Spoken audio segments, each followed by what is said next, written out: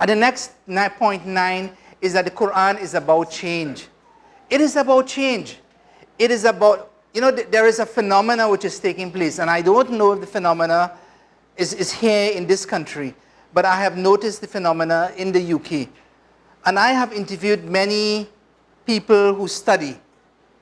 One of the things, and I always ask questions about people whenever I see them, I say, oh, I've seen you again, and so on, and we have a discussion about what it is that they are there for, and every single course that exists, they seem to be present, wanting to learn more and more, which is great that they want to learn more. But we are now raising a generation, I often call them professional students. I don't know if you know about that. Every course that there is, they are there. They are there, they are in the front row, they are there to take notes, whatever it is. Which is great. They are professional students and they are imbibing so much knowledge. Any ayah of the Quran that you tell them, they can give you all the linguistics about it. They seem to know every single thing and all Nomanadi Khan speeches and this one and that one. And Yasir Qari, they've gone through the entire Seerah and his 56 videos and this and that, which is great. But who are the people who organize the activity? Who are the people who are working in the mosque? Who are the people who are reaching out to the young people on the streets? Who are the people who are looking at problems which are facing the wider society? Who are the people who are toiling on the floor trying to raise funds to get things done? Are they there? When they are asked to raise their hands to volunteer for different things, do you find them? No, they're not there because I'm busy.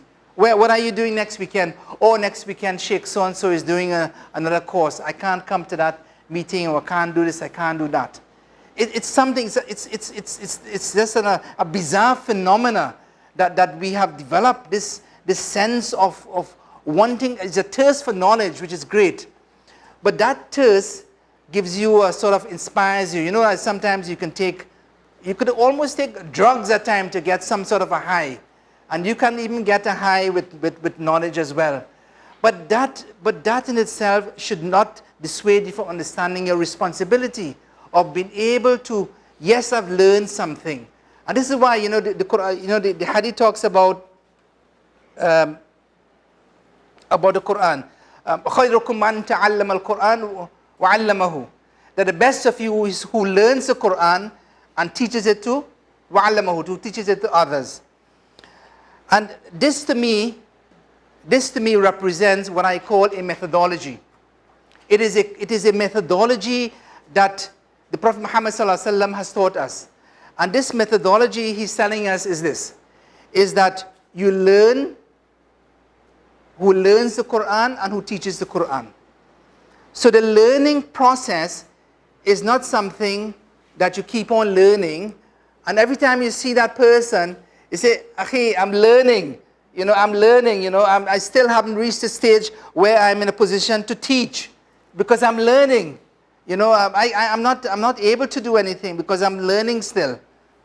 And this is where that we have changed. The Sahaba were not like this. If they were like this, we would not be who we are now. We would not be sitting here.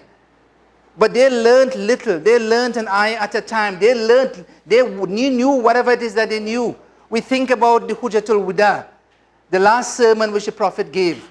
How many of them actually, spent time, learned, went to his circles, went to the mosque, really learned a lot, and they say, well, look, I know so much Quran, I have learned so much, I have learned from the Prophet, the knowledgeable prophetic companions and so on.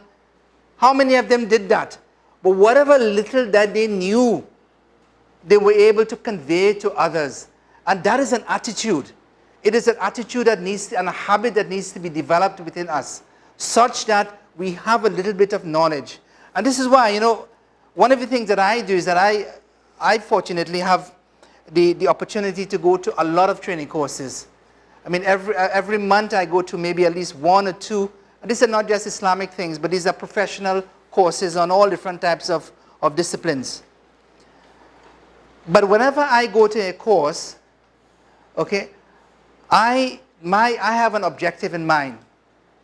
Like one of the last ones that I did was on neuro-linguistic programming. And the reason for me going to that course, apart from understanding the discipline, and I wanted to understand the discipline from the best that they were in the field, I looked and I told this to the facilitator, a teacher, I said that I am here because I want to teach the things that you are teaching me now. That's why I'm here. I'm not just here to learn and put it into whatever it is. I want to be in a position where I can take whatever it is that you have and give me what you have and tell me where I can get more, and then I'll be happy for what it is that you have. So I'm always thinking, how can I use whatever it is that there is so that I can actually teach it, I can actually use it, I can actually share it with someone else. And that's the first thing which I do. I quickly go home, I take my notes or whatever it is, and I have my copious notes. I always record anything that if it is that they're saying anything, I record every single thing that they say, I write it down, and then when I go home, I start researching. So every single thing that they've said, I research to see where did they get it from, what were the sources, how accurate it was, and then I start preparing my notes.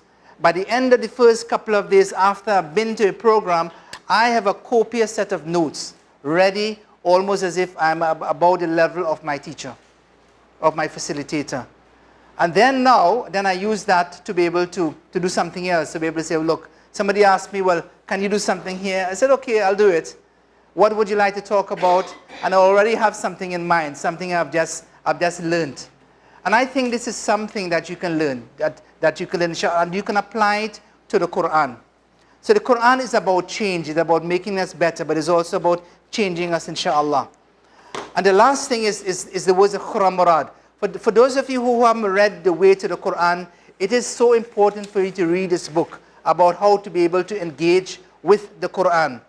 And Quran Murad said, and he's died in 1996, he said that if the Quran is eternally valid, and if it is addressing you today, then you must take every message as something which is totally and urgently relevant to your life and to your concerns. Whether it be a value, a norm, a statement, or a piece of knowledge, a character, or a dialogue, a promise or a warning, a command or a prohibition. And that is something which is so profound.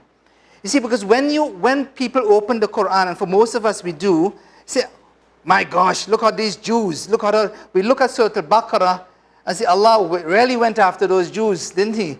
He turned them into monkeys and apes and pigs and all sorts of things. And when we look at it, but what we're not looking is that we're not seeing ourselves. Why do you think Surah Al-Baqarah talks about the Jews? Because the Jews were the Muslims of their time. They were the Muslims at that time. They had the same covenant that we were entrusted with now. So Allah subhanahu wa ta'ala talks about a community and say, well, look, the starting point of which I'm going to tell you about the things where the slips that you can make, the mistake that you can make, and ensure that you don't make those mistakes. You see, if you're teaching someone a new skill or anything, any new subject, okay, if I'm teaching someone, let's say, how to do an appendix operation to be able to cut somebody's appendix out. Apart from just simply telling them, well, look, these are the steps that you need to make, one of the things I would also do is that, you know what? Before you make that skin incision, you need to do this. Because I've made that mistake. I didn't do this. And I cut on the wrong side or whatever it is. I'm just saying I didn't do that. But okay? Or it could be, and sometimes you can learn from your mistakes. I'll give you an example. A couple of years ago, one surgeon in the UK, it was a big case. It was in the news where he operated, he took the wrong kidney out. He took the wrong kidney out. He went on operation. He was meant to take the right side, one side out, but he took the other side out. Unfortunately, the person only had one kidney anyhow. One functioning kidney anyhow, and he took the wrong one out. He was meant to take the non-functional kidney out. He took the functional kidney out, left the non-functional one in. The person, expectedly passed away. He died. Now, of course, it's a big thing. So what does this chap do? It could be that, he'd be so sort of thing, what have I done, how can I practice again, and this and that and so on. So there's a big hurrah and big news, in the media and so on. But this chap is now almost like you can say a multimillionaire from his mistake. And I ask you the question, how do you think he became like that? How do you think? He used his mistake and then he became kidney transplant? Huh? He was a specialist before. He could have sold a kidney, yeah, that would have given him a few. I don't think he was get as much money from it, but that might be worth thinking about. What do you think that he did? Huh? Right. So now what he did now, he came up with a course on how to avoid the mistake of taking out the wrong kidney. Okay, so he goes all over the world, gets first class flights, hotels and that type of thing to go and talk about mistakes and how the mistakes can be avoided.